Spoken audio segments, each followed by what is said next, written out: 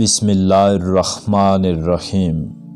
اللہ کے نام سے شروع جو بڑا مہربان نہایت رحم والا ہے۔ اپنے دشمنوں سے مشورہ کرو تاکہ تم ان کے خیالات سے ان کی دشمنی کی وسعت کو معلوم کر سکو۔ عقل ایک خدائی نعمت ہے جو تعلیم اور تجربے سے زیادہ ہوتی ہے۔ جو شخص غیبت سنتا ہے وہ خود غیبت کرنے والا ہے۔ لوگوں پر اعتماد کیا کرو، تم ان کی دوستی حاصل کر لوگے۔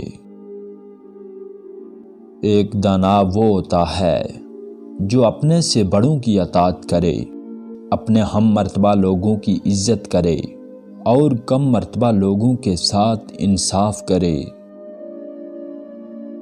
حسد ایک ایسی وبا ہے جو ناقابل علاج ہے اور اس وقت تک نہیں جاتی جب تک حسد کرنے والا مر نہ جائے یا وہ مر نہ جائے جس سے حسد کیا جاتا ہے۔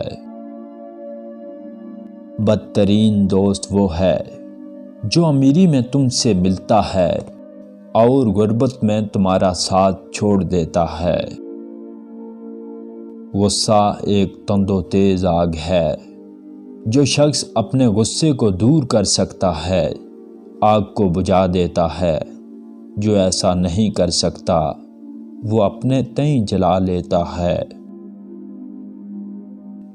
عقل مند انسان وہ ہے جو کل کی نسبت آج مسرور ہے۔ انصاف سے بڑھ کر کوئی چیز سلطانوں کی حفاظت نہیں کر سکتی۔ دل لگی نہ کیا کرو، اس سے نفرت پیدا ہوتی ہے۔ اللہ تعالیٰ سے ڈرو کیونکہ تمہاری سب باتیں سنتا ہے اور تمہارے تمام خیالات سے باخبر ہے۔ لڑکیاں حسنات ہیں اور لڑکے نعمتیں ہیں۔ یاد رکھو حسنات پر ثواب ملتا ہے اور نعمتوں پر حساب ہوتا ہے۔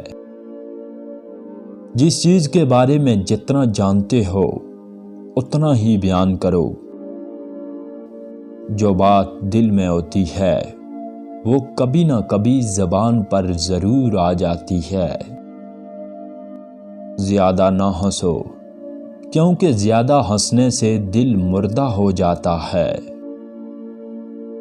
دائمی راحت اس کو ملتی ہے جو تکلیف اٹھاتا ہے۔ نیکی کرو اس وقت تک کہ تم موت کی آغوش میں چلے جاؤ۔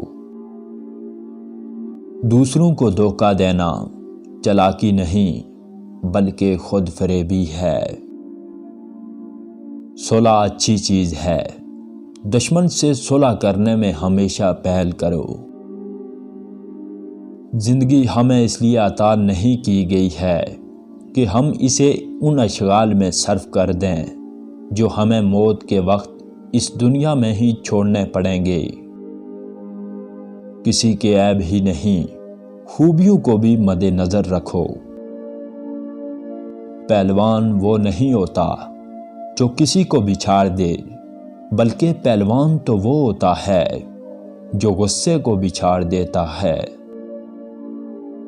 کسی بھی چیز کے بارے میں اچھی یا بری رائے فوراً کبھی نہ دو۔ پہلے اس کو خوب پرکھو، جانچو اور اس کے بعد اپنی رائے دے دو، اس لیے کہ ایک ہی نظر میں قائم کی گئی رائے غلط بھی ہو سکتی ہے۔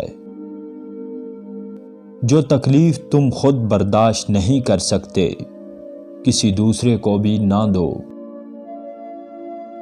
خودکشی بہت بڑا گناہ ہے لیکن مایوسی اس سے بھی بڑا گناہ ہے، اس لیے کہ اللہ تعالیٰ کی رحمت سے تو بس کافر ہی نا امید ہوتے ہیں۔